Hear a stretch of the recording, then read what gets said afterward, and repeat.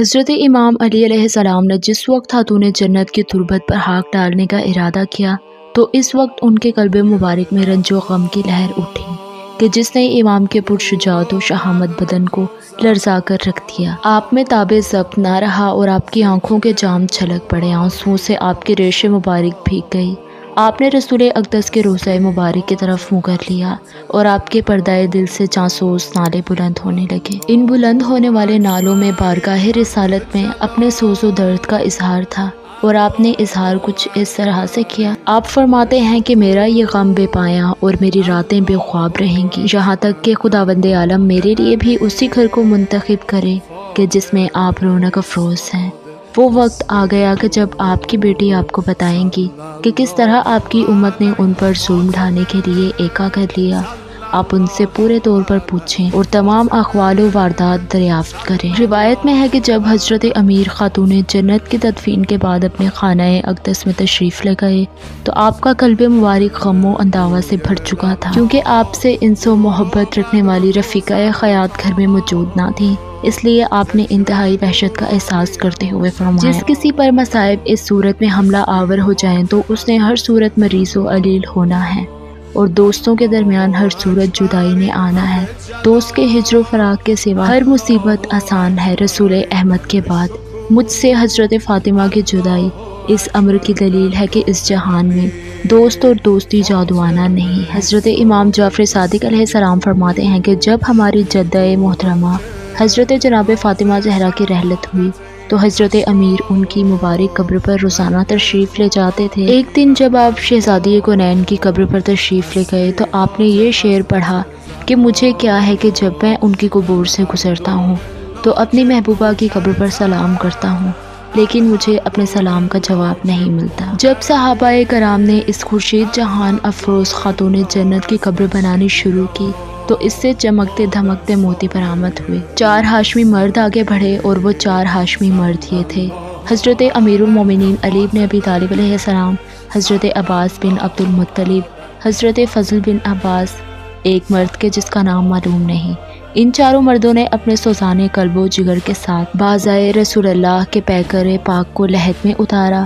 حضرت امیر نے لحد میں اتر کر ان کے پاک و طاہر جسم کو اپنے ہاتھوں میں لیا اور آخری آرام گاہ میں رکھ دیا۔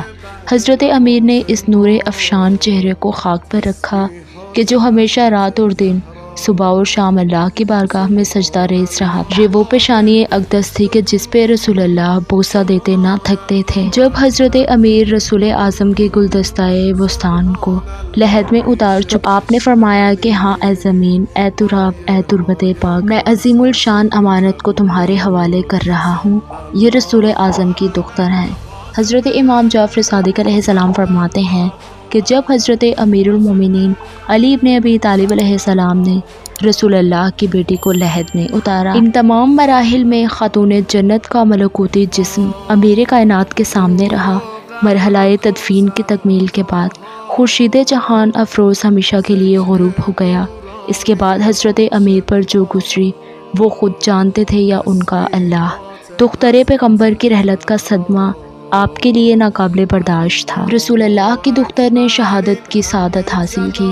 ظلم و زیادتی سے انہیں اس منزل پر پہنچا دیا گیا تھا کہ ان کی جانسوز رحلت سے حضرت امیر اپنی عظیم الشان شریکہ حیات سے محروم ہو چکے تھے۔ آپ اس خاتون معظمہ کے سوگ میں بیٹھے کہ جو آپ کی اس جہان میں بھی رفیقہ حیات تھیں، اور اس جہان میں جہاں وہ رسول اللہ کی حبیبہ تھیں، وہاں اللہ تعالیٰ کی بارگاہ میں انہیں جو مقام حاصل ہے وہ کسی دوسرے کو حاصل نہیں۔ حضرت امیر اپنی زوجہ کے ہجر و فراق میں غمزدہ ہو کر رہ گئے، اور جو عنفوان شباب میں تھی اور ان کی زندگی عین بہار میں تھی۔ آپ اپنی اس زوجہ سے جدا ہو کر رہ گئے کہ جنہوں نے اپنی زندگی کے ہر شب و فراز میں آپ کا ساتھ دیا تھا، اور وہ انسانی شکل میں جنت کی حور تھیں۔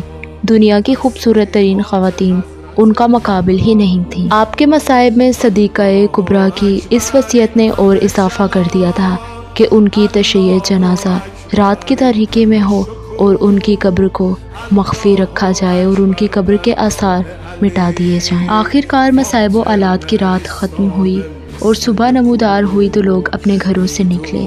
تاکہ ہمسایہ حریت و عدالت کے جنازے میں شرکت کریں۔ اسی دوران ان لوگوں نے لرزا دینے والی خبریں سنی کہ رسول اللہ کی حبیبہ کو گزشتہ رات مخفیانہ طور پر دفن کر دیا گیا۔ ادھر امام علی نے مدینے کے قبرستان جنت البقیع میں 7 یا اس سے زیادہ قبریں بنا دی تھیں۔ یہی جنت البقیع ہے کہ جس میں اس دن سے لے کر آج تک اہل مدینہ اپنے مردوں کو دفن کرتے چلے آ رہے ہیں۔ اس لیے لوگ جنت البقیع کی طرف بڑھے تاکہ رسول اللہ کی بیٹی کی تربت کو تلاش کر سکیں، لیکن یہ معاملہ ان پر مشکل ہو گیا۔ انہیں سیدۃ النساء العالمین کی حقیقی قبر نہ مل سکی۔